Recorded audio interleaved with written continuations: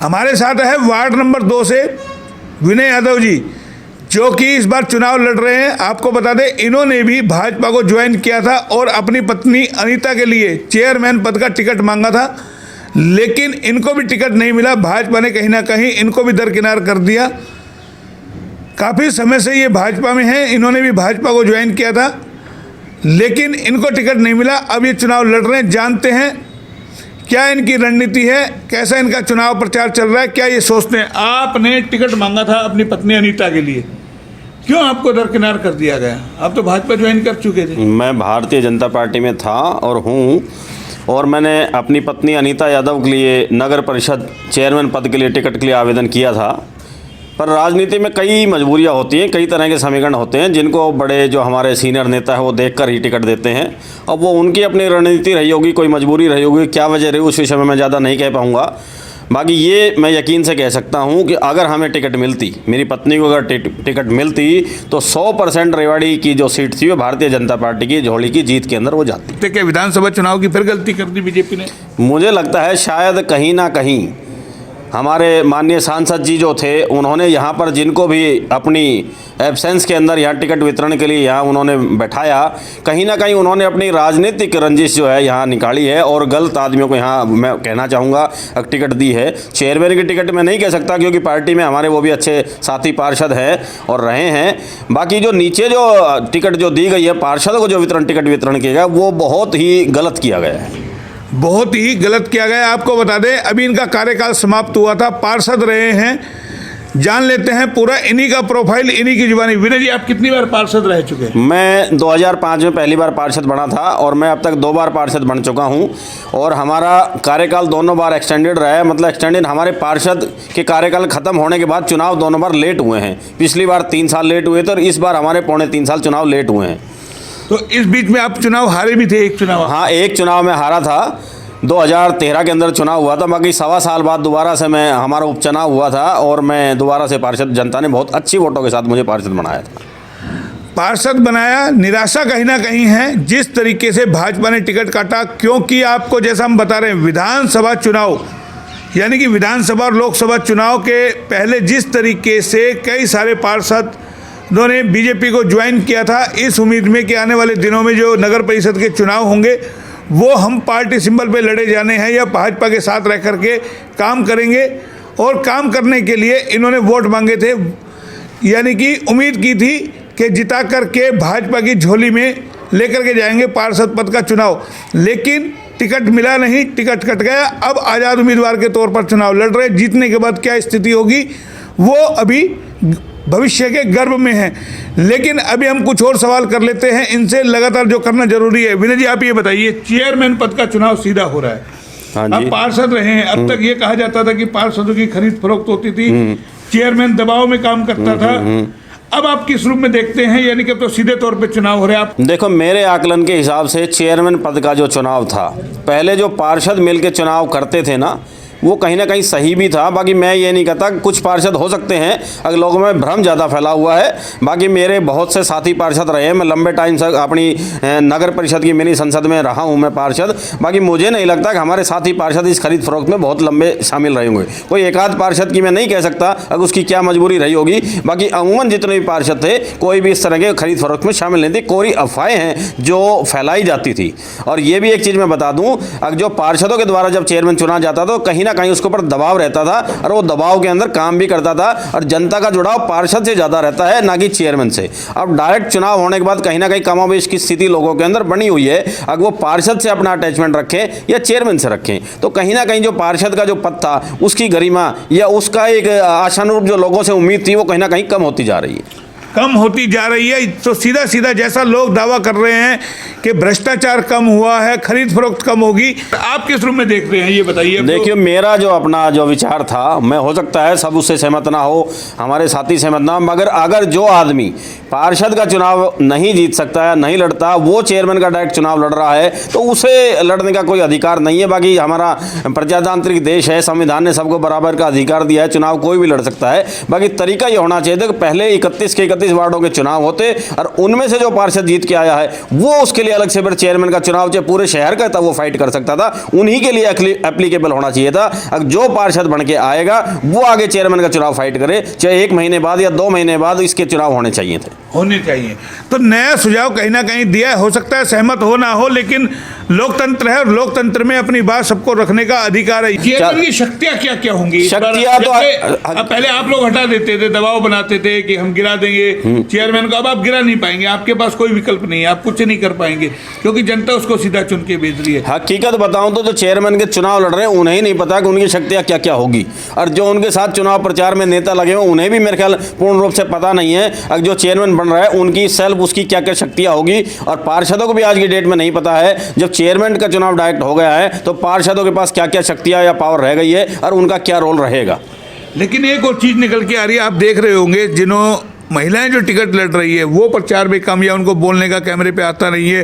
कई सालों से हम बात कर रहे हैं कि बोलना चाहिए आपको कैमरे पे, उनको अभी तक ये भी नहीं पता कि चेयरमैन का जो चुनाव लड़ा जा रहा है मुझे करना क्या है, मुझे क्या नहीं करना है, क्या मेरी शक्तियाँ होंगी। क्या लगता है इस तरीके से महिलाओं को आगे ला करके जो दिखाया जा रहा है कि महिलाओं का सम्मान कर रहे हैं लेकिन काम उसके हस्बैंड कर रहे हैं या उनके रिश्तेदार कर रहे हैं, आप किस रूप में देखते हैं? ना कहीं मैं तो उनसे निवेदन करूंगा जो भी महिलाएं चुनाव लड़ रही है उन्हें आत्मनिर्भर होना चाहिए, आत्म रूप से उनको हर वाद संवाद हर जगह उनको भागीदारी करनी चाहिए ताकि सेल्फ कॉन्फिडेंस जो है और एक कार्य प्रणाली है उनकी उस जो है भागीदारी पूर्ण रूप से हो सके। और कहीं ना कहीं चाहे वो किसी के भी घर से महिला लड़ रही हो, अगर मेरी पत्नी भी चुनाव लड़ती तो मैं भी ये चाहता अगर वो हर तरह की समस्याओं का सामना है, लोगों से रूबरू खुद हो, समस्याओं का सामना और समाधान वो खुद करे। कई सारी चीज़ें हैं। अभी चुनाव यानी कि 27 तारीख को होना है, 30 तारीख को परिणाम आना है, लेकिन वोटरों में कहीं ना कहीं एक संशय है। जो चुनाव पार्षद का लड़ रहे हैं, स्वयं विनय जी में भी अभी जैसा इन्होंने सीधा कह दिया, कहीं ना कहीं संशय, समझ नहीं पा रहे कि क्या क्या शक्ति होंगी, क्योंकि इस बार चेयरमैन का पद सीधे तौर पर चुना जाना है। चेयरमैन सीधे तौर पर चुना जाएगा, वोटर 2 वोट करेगा, एक चेयरमैन पद के लिए, एक पार्षद के लिए। तो कई सारी चुनौतियां हैं, कई सारी समस्याएं हैं। आप वार्ड में जा रहे हैं, आपके वार्ड में क्या स्थिति है? कितने उम्मीदवार हैं, कितने वोट हैं आपके वार्ड में? क्या स्थिति? मेरे वार्ड में लगभग 3450 वोट हैं, 3452 वोट हैं मेरे वार्ड के अंदर एट प्रेजेंट। और वार्ड के लोगों का मुझे हमेशा से बहुत समर्थन रहा। मैंने पहला चुनाव 2005 में लड़ा, वो भी अच्छे वोटों से वार्ड के लोगों ने मुझे जिताया। दूसरा चुनाव जो मैं हारा, उस चुनाव में भी मेरी वोटों की गेनिंग परसेंटेज बहुत अच्छी गेनिंग हुई थी। और वो चुनाव कारण हारने की क्या वजह थी, उस टाइम नगर परिषद टेम्परेरी वोटें बनाती थी, नगर परिषद को पावर थी उस समय के लिए अस्थायी वोटें केवल उसी चुनाव के लिए बनती थी। और उस टाइम लगभग 620 के लगभग नगर परिषद के जो हमारे सेक्रेटरी थे TR शर्मा जी, और कहीं ना कहीं मेरे वार्ड में जो चुनाव लड़ रहे थे मेरे जो साथी थे, उनकी दोनों की रिश्तेदारी थी। और कहीं ना कहीं सरकार के दबाव में उनने मिली भगत करके 620 फर्जी वोटें उस दौरान चुनाव के अंदर बढ़ाई और मैं मात्र 250 वोटों से चुनाव हारा था। तो आप लगा सकते हैं कि वार्ड के लोगों ने मुझे चुनाव कभी नहीं हारा, उनका प्यार समर्थन हमेशा मेरे साथ बना रहा है और अब भी है। उसके बाद जब उपचुनाव हुए तो उन्होंने उस उपचुनाव के अंदर उस पिछली कमी को पूरा करते हुए मुझे इतनी वोटों से जिताया था। अगर मेरे खिलाफ जितने भी प्रत्याशी खड़े थे उन सबकी अगर वोटें भी मिला दी जाए तो मेरी जीत का जो आंकड़ा था उनसे कहीं बड़ा था, कहीं बड़ा था। तो विनय जी हैं, हमने आपको इनका भी इंट्रोडक्शन दिया, परिचय कराया और पूरा बेबाकी से जो ये जवाब देते हैं। हालांकि भाजपा ने टिकट काट दिया इनका, मलाल इन्हें भी है।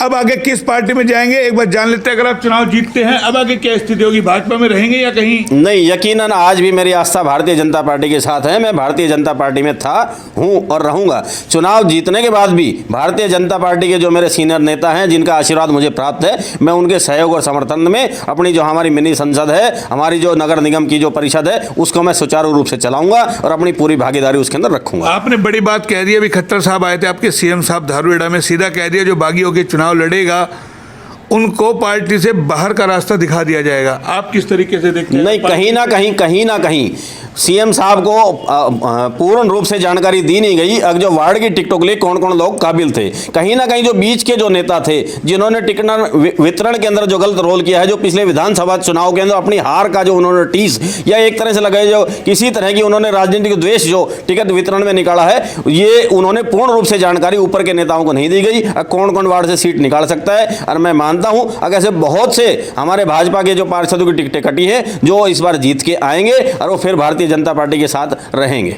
आपको लगता है भाजपा ने जिस तरीके से लोगों को शामिल किया, या भाजपा समझ नहीं पा रही, ओवर कॉन्फिडेंस में ऐसे लोग भाजपा में घुस गए जो अंदर खाते भाजपा को कमजोर करने में लगे हुए हैं?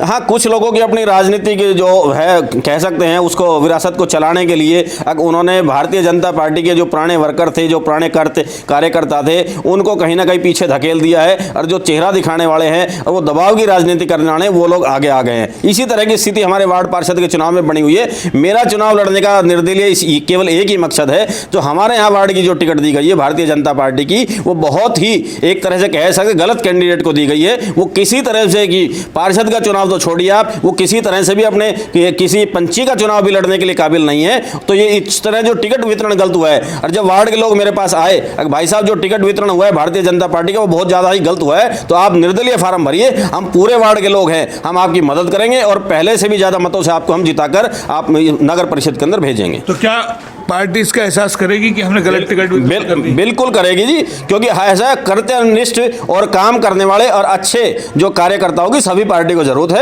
और भारतीय जनता पार्टी को जब लगेगा अगर हमने टिकट वितरण गलत किया और जिनकी टिकटें काटी थी वो जीत कर हमारे हैं, और वो दोबारा से पार्टी के साथ रहेंगे और मिलकर काम करेंगे। आपके साथ कई सारे पार्षद गए थे, कई सारे आपके साथी पार्षद हैं, ज्वाइन किया था बीजेपी को, उनकी भी टिकट कट गई। जो पहले मौजूदा बीजेपी के थे उनकी भी टिकट कट गई। उदाहरण के तौर पर गुरदयाल जी, और जो आपके साथ गए थे दलीप माता जी, कई सारे पार्षद, संजय मलिक, सब ने ज्वाइन किया था, उनकी टिकट नहीं मिली।